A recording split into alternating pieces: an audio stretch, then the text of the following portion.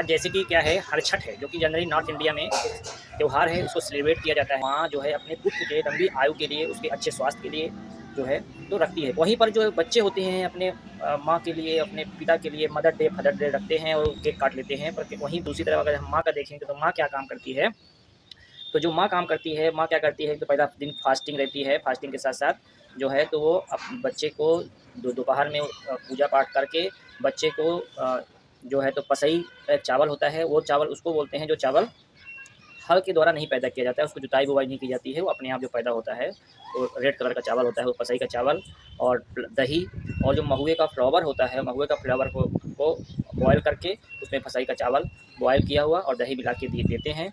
जैसा कि मैंने पहले ही बताया कि वो दीर्घायु और अच्छे स्वास्थ्य के लिए फास्ट करती है माँ, तो उसके लिए वो जब फास्ट करती है तो केक नहीं काटती है, वो कर्म करती है ताकि उसके पुत्र की आयु लंबी हो और स्वस्थ रहे और दीर्घायु रहे। क्या कर्म करना पड़ेगा? आप कर्म ये करना पड़ेगा कि आपको कुछ ऐसा चीज़ करना पड़ेगा कि जिससे आपकी हड्डियाँ मजबूत रहें, आपका गट यानी कि पेट का सिस्टम जिसको सुपर गट बोलते हैं वो पूरा हेल्दी रहे, आपका दिमाग एक्टिव रहे, शरीर में वीकनेस ना रहे, इम्यूनिटी अच्छी रहे, आप रोगों से फाइट कर पाएँ।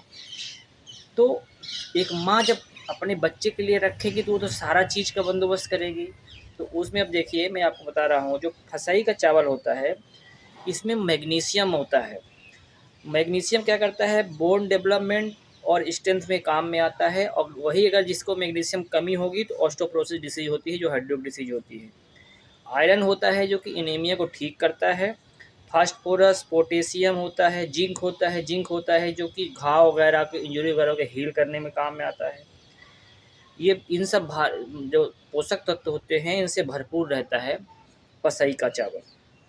साथ ही साथ ये एंटीऑक्सीडेंट भी होता है पसई का चावल, जिससे क्या होता है कि जो सेल डैमेज होती है इसको ये रोकता है फसई का चावल। दूसरा दही जो होता है, जब दही भी साथ में खाते हैं, दही का क्या है कि ये एक स्वास्थ्यवर्धक सुपर फूड है जो पाचन, हड्डियों, त्वचा और बालों के लिए फ़ायदेमंद है। इसमें प्रोबायोटिक्स होते हैं जो आँत को स्वस्थ और बेहतर बनाते हैं और पाचन को सुधारते हैं। इसके अलावा दही कैल्शियम, प्रोटीन और विटामिन बी 12 जैसे पोषक तत्वों का अच्छा स्रोत है जो हड्डियों को मजबूत बनाने, मांसपेशियों के विकास में मदद करने और संज्ञानात्मक कार्यों में सुधार करने में सहायक होते हैं। तीसरा जो रहता है इंग्रेडिएंट्स, वो क्या रहता है, महुआ रहता है जिसको जीवन का वृक्ष भी बोलते हैं। ये पेड़ जैसे मैंने नीम का बताया बहुत ही बेनिफिशियल है, गांजे का पेड़ बहुत ही बेनिफिशियल है हेल्थ के लिए, सेम वैसा ही है महुए का पेड़ इन्हीं कैटेगरी में बेनिफिशियल है। और इसी वजह से अंग्रेज जब यहाँ पर आए थे तो उन्होंने गांजे को तो बैन किया ही, साथ ही साथ महुए को भी बैन किया। क्यों बैन किया? क्योंकि अगर ये दोनों पेड़ यहाँ बैन नहीं होते तो पहली बात तो जो विदेशी शराब है यहाँ पर वो सक्सेस नहीं हो पाती। दूसरी बात है कि यहाँ पर जो एलोपैथ का जो इतना तेज़ी से फैलाव हुआ है वो भी उतनी तेज़ी से नहीं हो पाता। तो अब वो कैसे समझेंगे जब हम इसका बेनिफिट बताएंगे।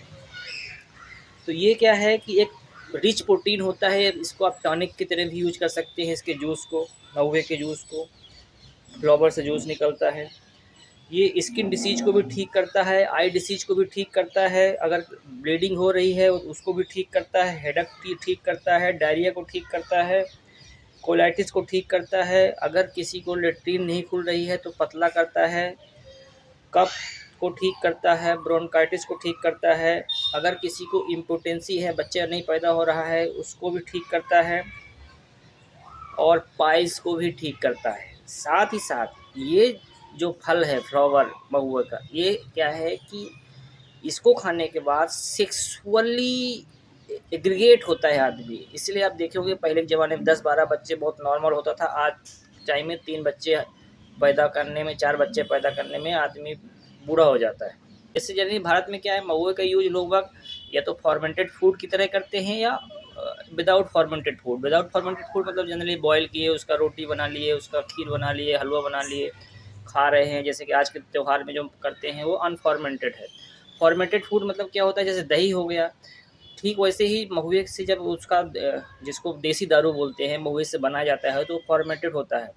जो कि हेल्थ के लिए बहुत ही बेनिफिशियल होता है, क्योंकि जैसे ही फॉर्मेटेड फूड होगा वो आपके सुपर गट को हीरो बना देगा। सुपर गट, हाँ, पर वो एक लिमिट मात्रा में लिया जाए तो, ऐसा नहीं एक्सेस तो कितने भी अच्छी चीज़ को भी एक्सेस खा लेंगे तो नुकसान कर जाएगी।